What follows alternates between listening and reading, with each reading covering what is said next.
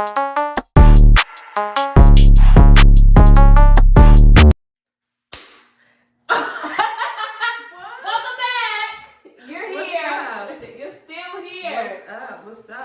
back to another episode of Ash and Rye. Hello. We're going to be talking about Insecure today. Yes. We are halfway through the season. We're halfway here. And right at the midway point of what could go either way in this season. So now, anything could happen. So the season, friend. Okay. What are your thoughts? As a whole, I'm getting back into the groove of Insecure. As it first started, it took us 2 years for us to get here, first of all. So I'm already expecting Issa to blow us out of the water. And I was now blown out of the water on episode 1. So my attitude to Insecure has gone down. Not that I've been uninterested, because it's still very funny. It's still extremely very Insecure. It's still so funny, so well written, so well acted. It's still such a good show, but I'm disappointed that it's propping up Molly, the conflict between Issa and Molly, as the main conflict of the season. Okay. Much more interested in everybody else other than Molly. I am so disinterested in Molly as a character. I have tapped out of Mollydom. So those are my overall thoughts of this season. Insecure. Wow. I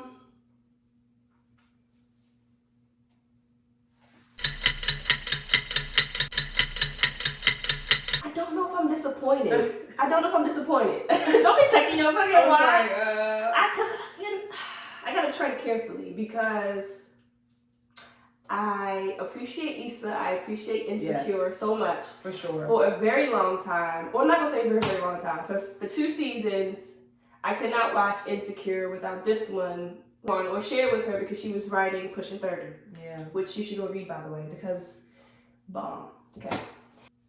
Insecure has been a really good show. Yes. It has focused historically a really good show. Right. If you're a black woman, or just a woman in general, a woman of color especially, in today's world, Insecure touches on every little aspect of your life, okay? And this season, they're focusing on friendship. So last season was more like dating, and the season before that was more like, what is this? Relationship, I guess. Yes. So just different. A breakup. Yes. Because that's when. Oh, also her finding herself, right? Like moving, starting over, refresh, whatever, right? The cycles of life. Period. Right. That's it. So for this season, the focus is on the growth that both the main character of Issa and her best friend are going through, and where that takes them. So I understand the dynamic between them two having to play out. What I don't understand is why now Molly feels like she's making right decisions, and that means that her and Issa are no longer compatible. Bitch, you was just Yeah, you was just fucking a married man. Whose wife is pregnant. You know. Who's been your best friend since you was. Yeah. Okay. And I couldn't imagine that this is their like first argument or falling out, I guess, as adults maybe. But I feel like their communication, for them to be best friends as long as they have been, their communication with each other is crazy. Their passive aggressiveness toward each other. I'm like, they don't talk to each other, but they cut each other, if that makes sense. Like in conversations, in jokes, like stuff is hidden behind jokes, and like that's like, bitch, what are you really trying to say to me? You know what I mean? Like, don't make a joke in front of everybody, but also at the same time, if I'm just making a joke, don't act like that. Like what? I feel like I can see how Molly is frustrated with Issa, because she did try. I'm not on the Molly like train at all. I am on the Molly hate train. I do not like Molly as a character at all. I think she makes stupid decisions. Just dumb. Because She's irritating. She should have had the bisexual dude from season 1. Okay. He wasn't even bisexual. Oh, yeah, she's right. He had an experience with a man one time. By this time, she would have been in a 3-4 year relationship. So Anyway, Molly fumbled the bag from season and you 1 fucked for your me. best friend? Yes. Wow, his wife was pregnant, which is insane. And Issa was just fucking a regular ass nigga that worked at the airport that bought her weed. First of all, bitch, TSA Babe was a cool dude. He got 3 kids, but I'd have cut it off also as well. I'd have cut it off also as well. It was risky, but he was a much better motherfucking dude than Dro. Bye, Andrew. Because Andrew, please go find someone better than What is this with Andrew and fucking Molly having this moment of growth now? Yeah, like all of a sudden, y'all been going back and forth for so long. I want to make you my priority. Bitch, are you out of your fucking mind? Y'all don't even like each other. Y'all wound each other and call each other the next day and be like, so. No. It's not to wound each other, okay? Molly does all the wounding. Oh yeah, you're right. Like, Molly is insufferable. From day one, that nigga has done. From day one, that chigga is it a? Oh my God! Did you just call him?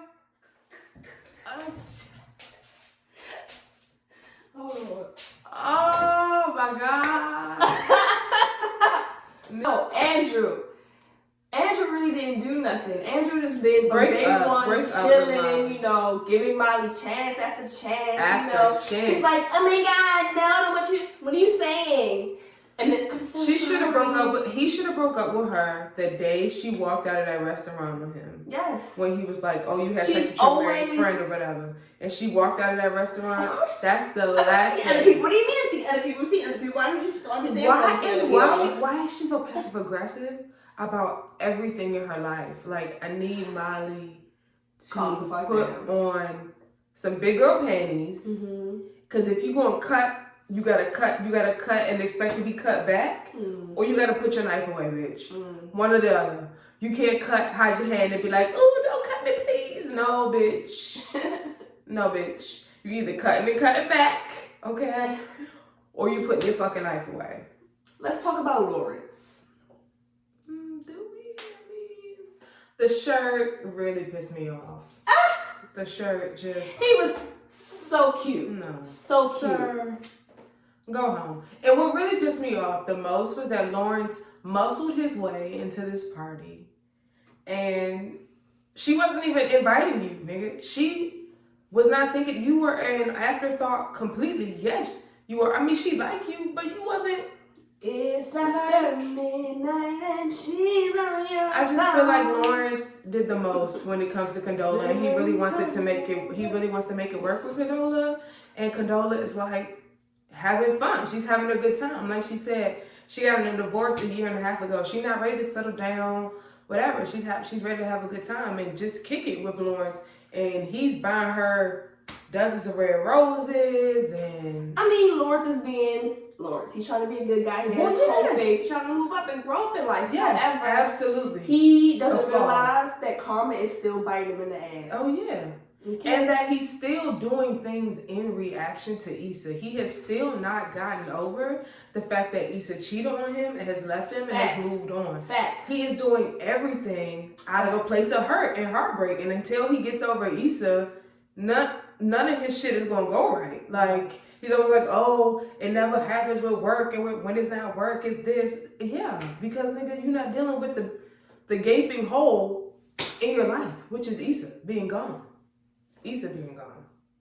That's what I think. And I think if Lawrence does his work, gets over Issa, he can cut this shit completely. We can cut Lawrence. I don't want to see Lawrence at all in season 5.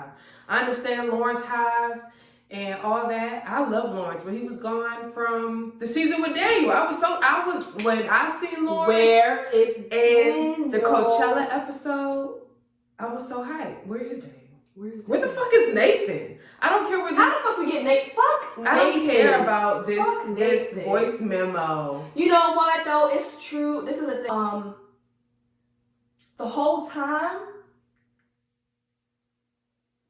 Lawrence is reacting to what he desires or think he wants out of Issa. not considering Issa is probably not even paying attention to this nigga and whatever plan he's fucking up, right? So this nigga is making moves and decisions based on Issa while he's fucking with another girl, okay? Though the girl you fucking with don't even want to fuck with you like that. At all. And you don't even know you that. You weren't even invited to her Friendsgiving, okay? You're up here trying to prove yourself to another bitch. That don't even like you. That don't even like you. And Issa, she feel like she put in all the work and Condola is now reaping the benefits. But here's the thing about life. You're always going to put in the work and someone else will reap a benefit. That's just the cycle. It doesn't matter where you catch anyone in their life because growth, right? We're never hopefully going to be the same person we were yesterday and on and on. So regardless, I hope that Issa does not get back with Lawrence this season because I would be highly upset. Touching on that, and also appearances, because Issa is falling for the idea of Lawrence. She has no idea that Lawrence is the same nigga. You think so? That I think so. That she has no idea that Lawrence. She was like that Condola is reaping all the benefits of this new Lawrence that she put in the work in. She doesn't know that this new Lawrence is the same Lawrence that she left. He just got a little bit more money now, bitch. He's the same exact nigga that eats mayo on his fries and hot sauce on his popcorn, bitch. You are dating the same nigga. He just got a little bit more money now. Yes. And so Issa sees the appearance, the idea, the image of Lawrence that's outward facing to Condola or whatever. But Condola is getting the same trash as Lawrence. It's just a Lawrence with a coat on. It's just a Lawrence with a pea coat. It's just a trash can with a pea coat. Trash can with a pea coat. I mean, what the fuck? Just a trash can with a pea coat. And with Issa, he was just a trash can. So now he got a fucking coat, and now she's thinking like, oh, he got a coat now. He got a coat. You know, I like coats because we still don't know what the fuck Lawrence is gonna talk to about Issa. I think that he's gonna say that either he broke up with Condola. He definitely broke up with Condola. You think so? But why would Condola ghost Issa? Because she don't want nothing to do with it. And the crazy thing is, these poor girls really base their relationship and their friendship, their genuine girlfriendship, and I'm a bitch that believe in girlfriendship, okay? They base their girlfriendship on a nigga who's flaky as fuck, ain't gonna be around anyway, and neither of them want this nigga. So really, bye Lawrence, because you fucking with our flow. We over here doing shit, trying to make money, make big shit happen, and you fucking with it. Yes. And also, if the reason I feel contention towards this show is because of the time difference. And when I strip that away, I honestly can say this is exactly what would happen. Yes, you're gonna have that nigga who ghosted you, okay, and you fucking mourned over that bitch ass nigga, alright? And then this nigga gonna call you, text you, contact you in some kind of way, okay? Trying to just reel you back the fuck in, okay? And you're going to be like, nah. No, thank you. I thought we were going to get a recap of what happened, and we were going to get an Issa that was growing, a new Issa. Maybe she got a boyfriend, maybe she don't. I don't know. But Lawrence is not a part of the picture. Nathan is not calling. And I mean, yes, okay, if you want to be realistic, this is exactly what would have happened in the show if we came right back the next year. So the storyline makes complete sense. We're not arguing that. We're just arguing that the fact that we're in 2020 and this feels outdated a little bit, but I'd much rather see Issa's life progress as she is. I would much rather see what's going on in this block party, you know, check in with Kelly, check in with old girl with the baby that she finally just had. Why is she still pregnant? Why the fuck is she still pregnant? Episodes, why was she still pregnant? Why is she still pregnant? She's been pregnant like 5 seasons. Finally had this baby. Okay, fine. And I'm real quick shout out to Tiff. He low key has the life. Like this bitch has a nigga that spoils her and does everything. And I don't think I realized that shit until she was laying on the couch and this nigga took the food up off her stomach or whatever. And for some reason, first time I felt like those characters were in love. And I was like, damn, whole time, like, we could have got some more Tiffany for real. Like, we don't really know her character. No, at like, all. We had that one sappy moment with her in the car with Issa after We don't know Coachella. But, like, they have Tiffany. a solid foundation. And, like, we know they have a solid foundation, I think, through the guys having conversation. But not, like, through the character herself. So, yes, Tiffany would have been a good win. Kelly would have loved to see more of Kelly. Yes. Would have loved to see more of Kelly. I mean, just the girls moving on, because these are the girls that surround you, right? Yes, living their life. Fuck the boys. Insecure-esque. It's still very funny. It's still something I look forward to every Sunday. It's still such an amazing, funny, wonderful show. It shows real life experiences of being, well, I guess Issa's like, what, 20-something? Almost 30. 30. No, she's 30 plus in the show? I thought they 30s. Okay. They're in our age group. Okay. Well, it does a wonderful experience of showing what it's like growing up to be this age and experiencing life and dating, breaking up with somebody, having a baby, how your life changes from your friendship with having a baby. I wonder if next season gonna be in Corona. It's gotta be. What? Things gotta be on lockdown. Like, that's just reality, right? You would think it would feel season 5 as a quarantine scene? They have to. I mean, maybe. The show being as great as it is, we can still rewatch. I mean, we rewatched all the episodes twice already because it's such a good show. It's black as fuck.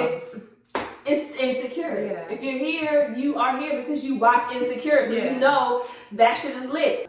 Living her life. Literally, take out the Condola and the Lawrence bullshit. If she would have just lived her life this season, spent more time with her friends, she could have gotten this block party shit together, you know, seeing her get through the ups and downs of losing a headliner, you know, DMing an artist, whatever, and trying to get her life together, get this block party going. And maybe at the end of the block party, she meets a nigga that she been looking at, she been eyeing, whatever, and then we can go from there. But let's not, the whole Molly shit really threw me. That's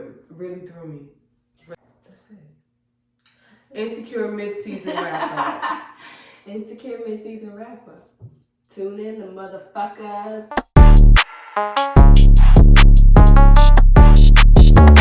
Oh, that is so cute. Get Harry's little glasses and Hedwig. Harry goes through so much shit. Poor thing. That's beautiful. And then there's parents on the back, the mayor of Airset. That's so nice. That's really nice. I'm not even gonna lie, when he was reading, I cried.